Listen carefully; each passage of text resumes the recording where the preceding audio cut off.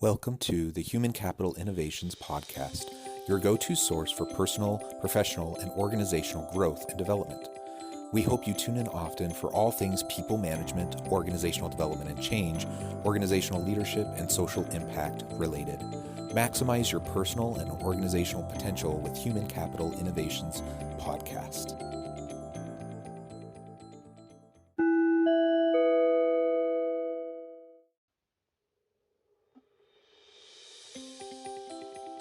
Welcome to the Human Capital Innovations Podcast. In this inspiring TED Talks HCI podcast episode, I explore the recent TED video, 5 Ways to Create Stronger Connections.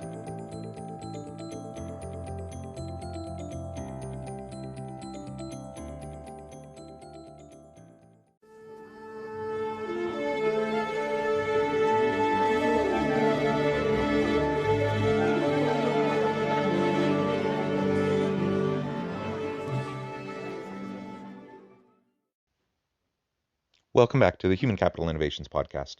Great to be with you again today for this inspiring TED Talks HCI podcast episode. Today I'll be exploring the recent TED video, 5 Ways to Create Stronger Connections. In a tech-obsessed culture, it can be difficult to build genuine relationships with people, especially in the workplace.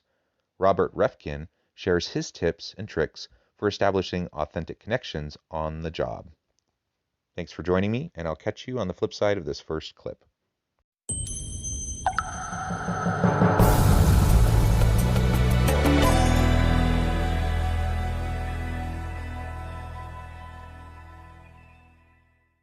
So when was the last time that you wrote a handwritten note? It's probably been a while.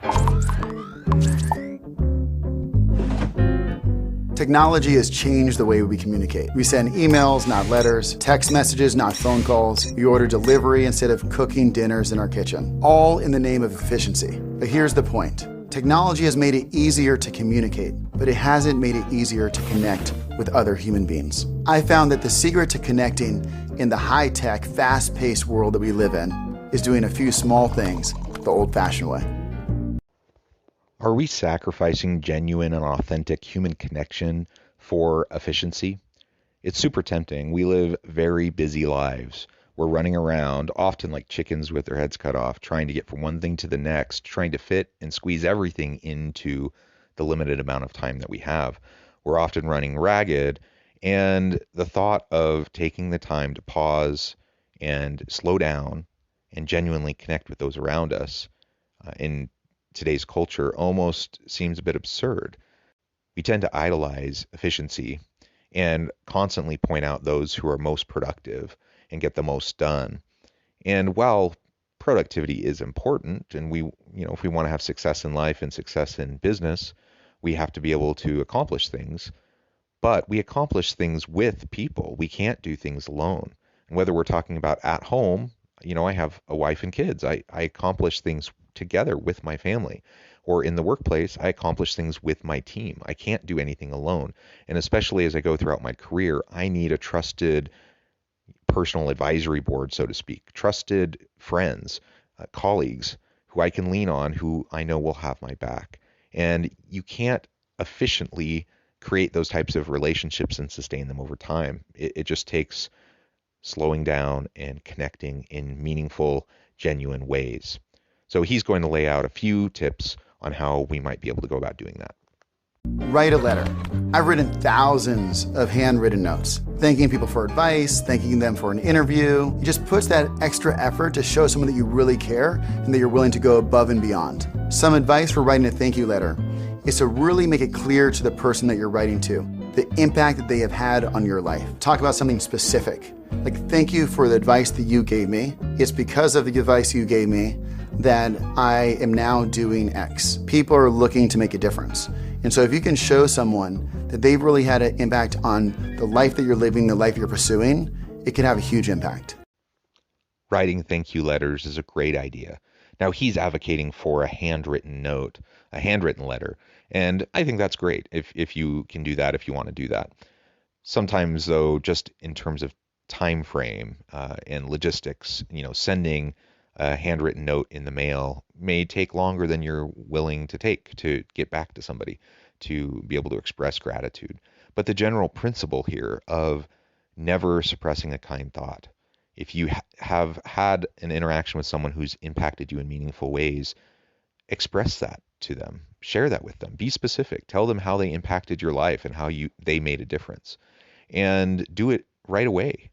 And a handwritten note's great, but that doesn't always work. And so feel free to pick up the phone and call them, or send them a text or an email, or just say it to them in person. I think the general idea here is just be sure to express gratitude often, and to make sure that others around you know that you truly, genuinely appreciate all of their efforts to help you, and that you are there for them to help them as well. That will help you to build deeper bonds with those around you. Pick up the phone and dial. We've hired thousands of employees, and I've personally called every single one of them to welcome them to the Compass family. I'm able to set the tone of really what I want the company to be, where people go above and beyond to make people feel welcomed and to give people a sense of belonging. And sometimes I call people on their last day of work. When people leave, sometimes they're more transparent than they ever were when they were actually still at the company. And so it's a great opportunity to get the kind of feedback that is very hard to get otherwise. It's so easy and frankly rather tempting to just send someone a quick text or to send them an email or something like that when you need to touch base with them. Now, certainly there are times when that's appropriate, and sometimes that's all the time you have. And I'm a believer that it's better to communicate through convenient and efficient channels than to not communicate. So if the choice is to either not communicate or to send a text, send a text. But it is meaningful to take the time to call the people around you. Pick up the phone and make the call. He talked about calling all the new employees in the organization, and that's an incredible commitment, considering he's a CEO and he's calling everyone as they come into the company. That gives him a chance to get to know them a little bit. It helps them feel special. It helps them feel connected. He can model for them the sense of belonging and purpose and camaraderie amongst the team. He also talked about calling up people before they leave, when people are willing to be honest and really straightforward with what they experience, the good, the bad, the ugly even. Taking the time to have those conversations can bring about a lot of good within your team. It can help you learn a lot. It can help you share and reinforce the culture that you want. And it simply shows others that you care, that you're willing to take the time to go and do that. And whether it's a traditional phone call or a quick Zoom meeting or Teams meeting or whatever, I think that's great. And again, in a virtual world where so many people are working remotely, just picking up that phone call can be awesome. In a physical place, though, feel free to just stop by their office and have a chat in person. That's also just as meaningful, because you're taking the time, you're showing them that you're committed to them and helping them to have a good experience at work.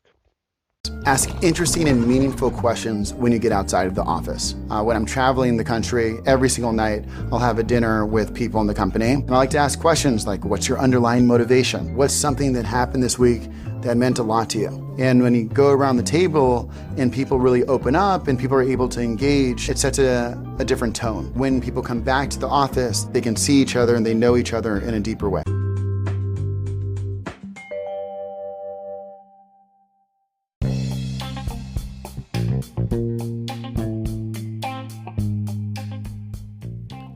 I'm excited to announce the publication of my new book from HCI Press, The Alchemy of Truly Remarkable Leadership: Ordinary, Everyday Actions That Produce Extraordinary Results. Consider how the nature of work has shifted over the past 50 years. With increased globalization, rapid technological advancement, and the shift in economic composition, the average job of today looks very different than the average job of 50 years ago. What will the jobs and organizations of tomorrow look like? Moreover, what does this all mean for organizational leaders? What are the core competencies and capabilities of organizations and their leadership that are prepared for continued disruption and geopolitical and socioeconomic shifts? Regardless of what the future holds, increasingly, leaders need to be socially minded, data-driven, decisive, champions of talent, and disruptors of the traditional notions of leadership, teams, organizations, and work.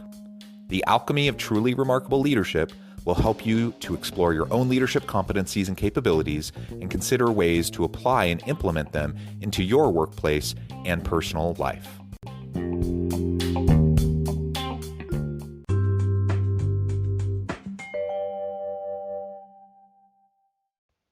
Asking meaningful and interesting questions is always a great way to break down some barriers, break down resistance, and to meaningfully and genuinely connect with those around you. There's no agenda. You're not seeking out particular answers. You just want to get to know the person. Imagine when you're on a date and the person that you're with is simply jabbering the entire time and how that feels. Now, in contrast, think about when you're on a date and the other person is asking you questions, thoughtful questions. They really care about getting to know you, understanding what makes you tick, what your motivations are, what you enjoy. It's the same thing at work. It's the same thing after hours. You go catch a drink, go to a show, do something social with your colleagues after work. Connect with them in genuine ways, just like you would friends. And in fact, that's how you develop friendships. That's how you develop those meaningful relationships. And then that transfers back into the workplace where you have a deeper connection and you know you can trust them. You know a little bit more about them. They know a little bit more about you in turn. And it's the foundation for developing a meaningful work relationship and friendship. Answer questions with honesty. You know how it feels when you go into an elevator and someone says, "How was your weekend?" It could have been like the best weekend ever. You could have met the love of your life, the person you want to marry, and you would say, "Good. How was yours?" If you want to connect with people, then you have to open up. I'm not always that good at it, and I imagine most people aren't, but that's why being open stands out so much, because most people aren't. It's really important for you to be open and transparent when you're trying to connect with other people. So when people ask you a question, give them an honest answer. Now, we have to avoid the temptation of oversharing, and that's something I'm often guilty of because I try to be vulnerable. I try to be open and transparent. Someone asks me something, and I am willing to share with them.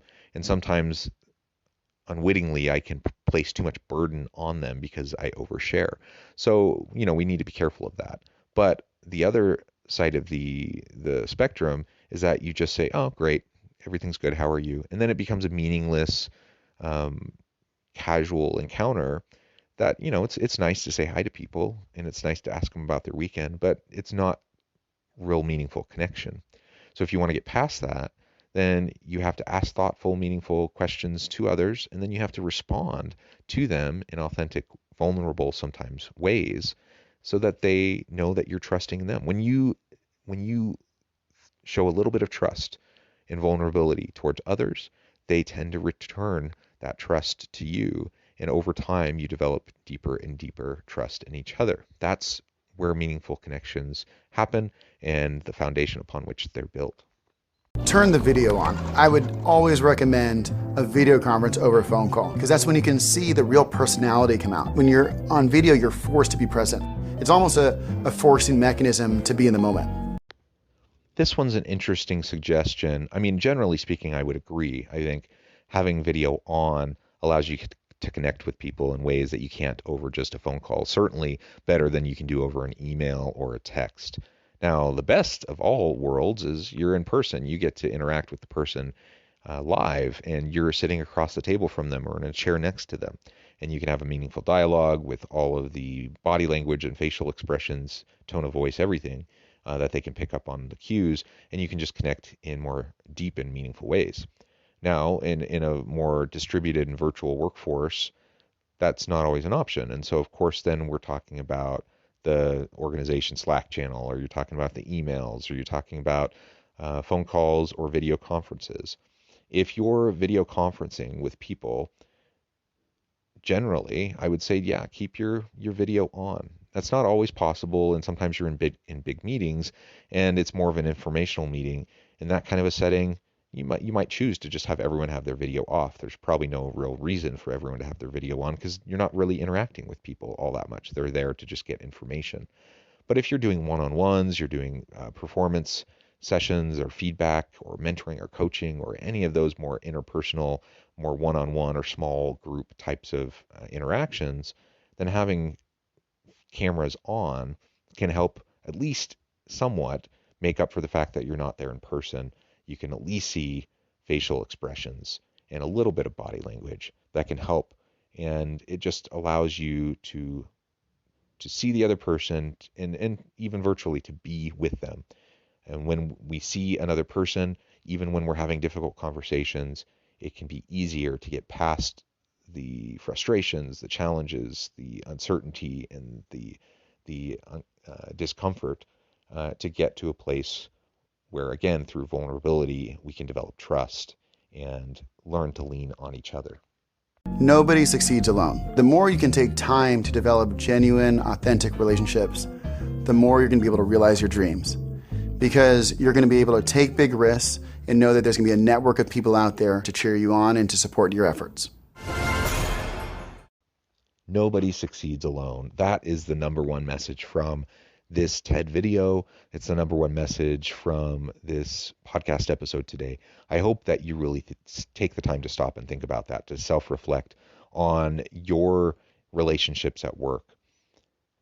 You're trying to grow, you're trying to develop, you're trying to get new opportunities in your career, and you can't do it alone. We need to lean on other people. We need to develop meaningful, authentic, vulnerable relationships built upon foundations of trust with people in our teams. And we can create those informal personal advisory boards of trusted colleagues, trusted friends, who together throughout our careers, we can be there to support each other. As we have that support, we lean on each other, we can accomplish much greater things. We can surpass our own individual potential because we're having synergies and connecting with other people. He laid out 5 different tips for how we can go about connecting more in authentic ways with those around us. Those are just 5. There are many other things we can do. The bottom line is we need to focus on those connections. We need to not allow the siren call of efficiencies and productivity and the use of technology to take us away from authentic, meaningful, genuine human interactions where we can develop those relationships over time. It does take time. It does take effort. It doesn't happen magically unless we're committed to it and invest in developing relationships with other people.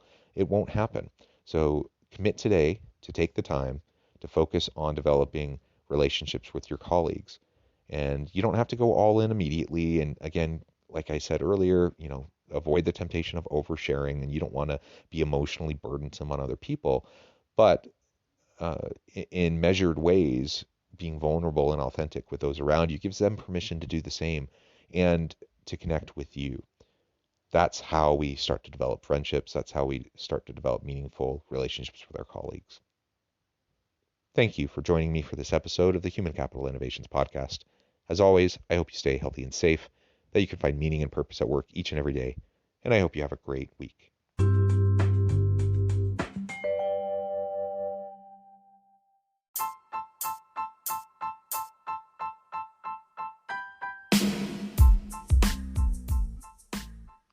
We are excited about the launch of HCI's new magazine, Human Capital Leadership. Human Capital Leadership is a free, interactive e-magazine designed to help individuals, leaders, and organizations find innovative approaches to maximize their human capital potential. We will be publishing issues quarterly in August, November, February, and May. Check out the first issue and let us know what you think.